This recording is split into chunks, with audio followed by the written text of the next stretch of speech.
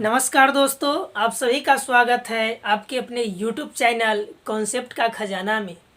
दोस्तों, आज class 12 arts वालों के लिए हिस्ट्री का कुछ इम्पोर्टेंट ऑब्जेक्टिव क्वेश्चन को लेकर के आए हैं। दोस्तों, यह क्वेश्चन आपके Bihar board class 12 history paper में यह बहुत ही कारगर साबित होगा।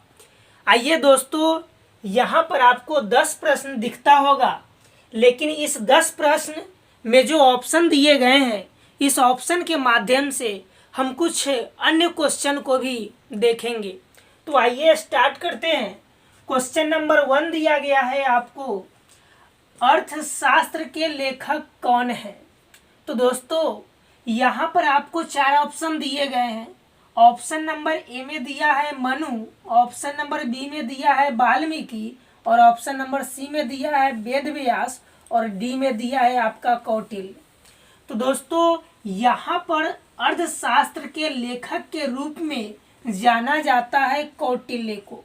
और दोस्तों, कौटिल्य का 2 अन्य नाम भी है, एक चाणक्य और दूसरा विष्णुगुप्त। तो याद रखिएगा, कौटिल्य दे या फिर चाणक्य दे या फिर विष्णुगुप्त दे, आंसर मारना है आपका वही। क्या आंसर याद रखिएगा क्वेश्चन का कि अर्थशास्त्र के लेखक कौन है। तो ऑप्शन में कौटिल्य रहे, विष्णुगुप्त रहे या चाणक्य रहे, वही हमारा आंसर होगा दोस्तों। और जो हम लोग अर्थशास्त्र पढ़ते हैं, जो अर्थशास्त्र विषय है, उस विषय के जो पिता है वह एडम स्मिथ है। लेकिन इस अर्थशास्त्र से मौर्य साम्राज्य की जानकारी मिलता है। आइए अब देखते हैं क्वेश्चन नंबर 2 को। क्वेश्चन नंबर 2 है, चौथी बौद्ध संगीति किस शासक के काल में हुआ था। तो दोस्तों, चौथी बौद्ध संगीति हुआ था कनिष्क के शासन काल में। किसके शासन काल में? कनिष्क के शासन काल में। 4 बौद्ध संगति हुआ था। चारों बौद्ध संगति को आपको हम याद करवा देते हैं। पहला आप याद रखिएगा, गंगा नदी के ओपार, फिर गंगा नदी के एपार, फिर गंगा नदी के ओपार, और फिर गंगा नदी के एपार। तो आइए, गंगा नदी के ओपार यानी कि राजगीर में हुआ था। राजगीर के बाद वैशाली में हुआ। वैशाली के बाद फिर हुआ पाटलिपुत्र में, और उसके बाद हुआ कुंडलवन कश्मीर में।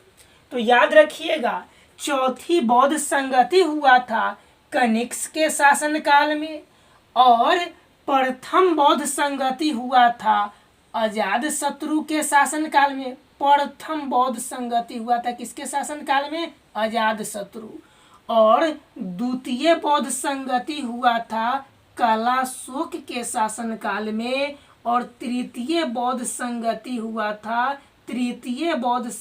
हुआ था अशोक के शासन काल में, और चौथा बौद्ध संगति हुआ था कनिष्क के शासन काल में। आइए अब चलते हैं क्वेश्चन नंबर 3 पे। तो क्वेश्चन नंबर 3 है, विजयनगर साम्राज्य की स्थापना किसने की। तो दोस्तों, विजयनगर साम्राज्य जो था वह हिंदुओं का साम्राज्य था। तो जो विजयनगर साम्राज्य है, उस विजयनगर साम्राज्य की स्थापना 1336 ईस्वी यानी कि 14वीं शताब्दी। कभी कभी दोस्तों आपको शताब्दी पूछ दिया जाता है, तो याद रखिएगा, विजयनगर साम्राज्य की स्थापना 1336 ईस्वी में यानी कि 14वीं शताब्दी में हरिहर एवं बुक्का ने किया था। और ये भी याद रखिएगा, जो विजयनगर साम्राज्य है उसकी राजधानी है हम्पी। कहाँ है? हम्पी। और जो विजयनगर की साम्राज्य हम्पी है वह है कहाँ? तो कर्नाटक में है। इसको भी याद रखिएगा। और जो ऑप्शन नंबर सी में दिया गया है कृष्णदेवराय, इससे भी एग्जाम में काफी बार सवाल देखने को मिलता है। तो याद रखिएगा, विजयनगर साम्राज्य में कृष्णदेवराय से पूछा जाता है कि विजयनगर साम्राज्य के सबसे महानतम शासक कौन था। तो आंसर दीजिएगा कृष्णदेवराय को। किसको? कृष्णदेवराय को। अभी इस क्वेश्चन का आंसर होगा ऑप्शन नंबर बी। आइए अब चलते हैं क्वेश्चन नंबर 4 पे। क्वेश्चन नंबर 4 है, कुतुब मीनार कहाँ है? कुतुब मीनार तो याद रखिएगा दिल्ली में। कुतुब मीनार का निर्माण किसने शुरू किया?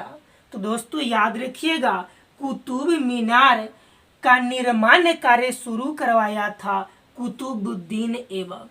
दोस्तों कुतुबुद्दीन ऐबक ने दिल्ली सल्तनत में गुलाम वंश की स्थापना किया था। कौन वंश? गुलाम वंश। तो याद रखिएगा गुलाम वंश के संस्थापक कौन थे? तो भी आंसर होगा कुतुबुद्दीन ऐबक। और कुतुबुद्दीन ऐबक ने गुलाम वंश की स्थापना 1206 ईस्वी में किया था। और कुतुबुद्दीन ऐबक ने तो कुतुब मीनार का बनवाने का कार्य स्टार्ट कर दिया, बट इनकी मृत्यु 1210 में ही हो गया था, चौगान यानी कि पोलो खेल खेलते समय घोड़ा पर से गिरने के कारण। तो यह जो कुतुब मीनार का कार्य कंप्लीट नहीं हुआ था, तो इसके कार्य को कंप्लीट करवाया था कुतुबुद्दीन ऐबक के दामाद जो था इल्तुतमिश। कौन था? इल्तुतमिश। तो अगर सवाल पूछा जाए कि कुतुब मीनार के कार्य को पूर्ण किसने किया, तो आंसर दीजिएगा इल्तुतमिश।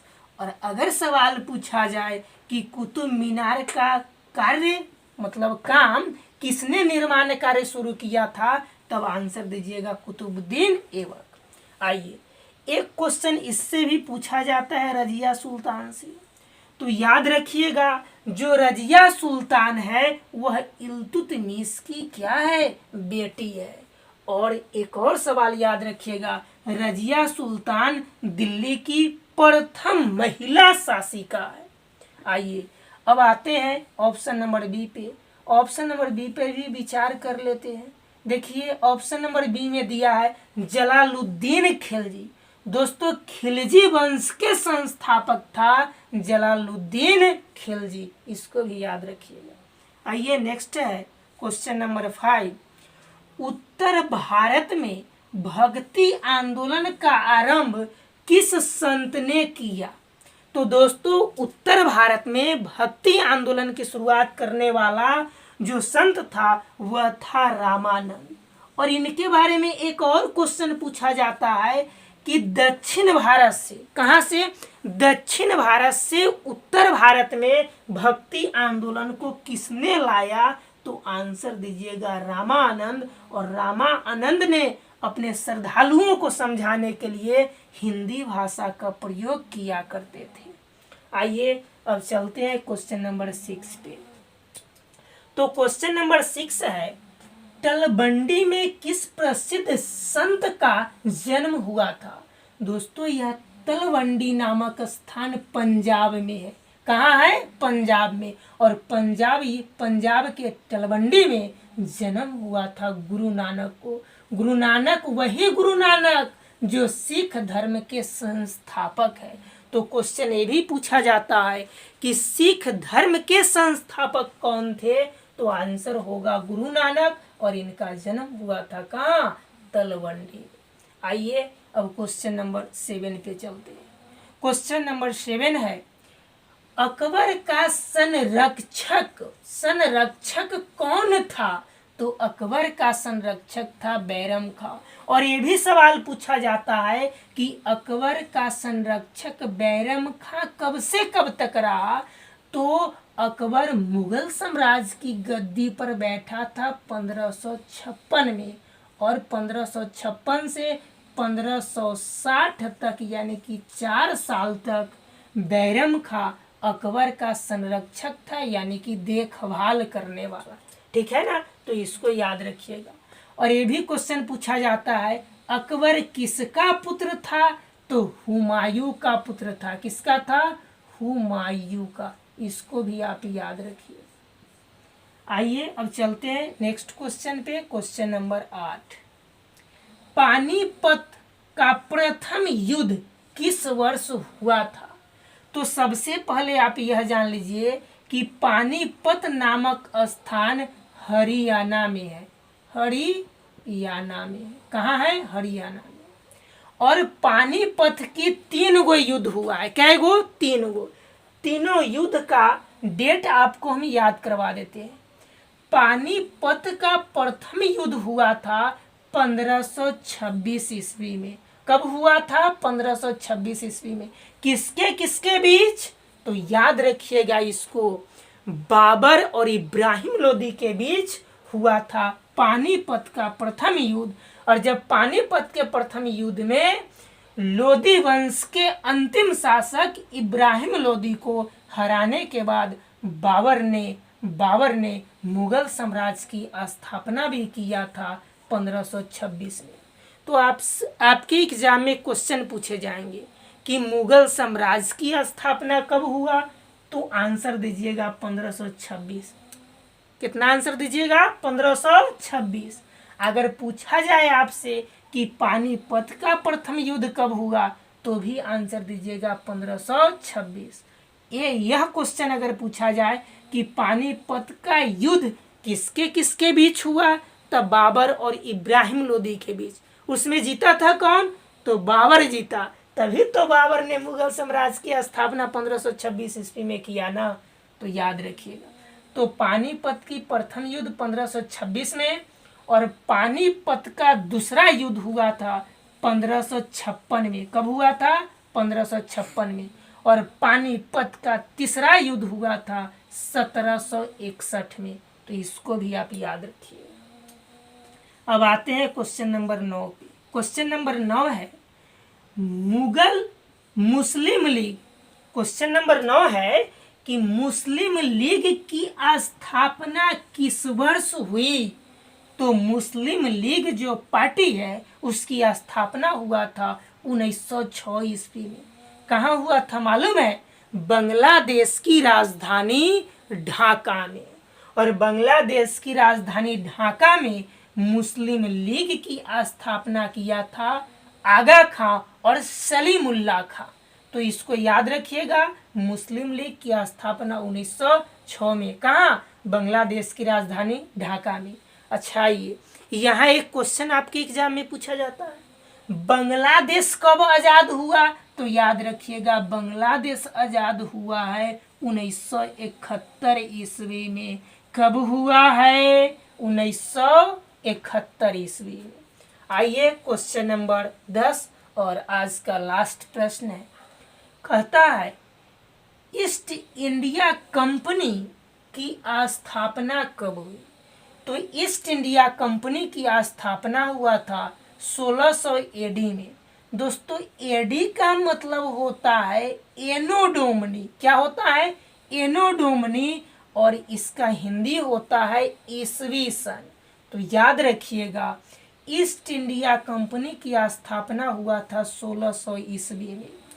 अगर आपसे सवाल ईस्ट इंडिया कंपनी न पूछ के अगर सवाल पूछ दिया जाए कि अंग्रेजी ईस्ट इंडिया कंपनी की स्थापना कब हुई या इंग्लिश ईस्ट इंडिया कंपनी की स्थापना कब हुई, तो भी आंसर दीजिएगा 1600 एडी यानी कि 1600 ईस्वी में ही। आइए दोस्तों, अगर यह वीडियो आपको पसंद आया है तो आप निश्चित रूप से एक लाइक कीजिएगा और दोस्तों में आप इसे निश्चित रूप से शेयर कीजिए। और अभी तक हमारे चैनल को सब्सक्राइब नहीं किए हैं तो लाल कलर का सब्सक्राइब का बटन होगा, उसे निश्चित रूप से आप सब्सक्राइब कर ले और बेल आइकन भी प्रेस कर ले, ताकि मैं जो भी वीडियो को अपलोड करूंगा उसका नोटिफिकेशन आपके पास पहुंचता रहेगा। तो आइए दोस्तों, लेते हैं हम विदा, फिर मिलेंगे नेक्स्ट वीडियो में। तब तक के लिए बाय, जय हिंद, जय भारत।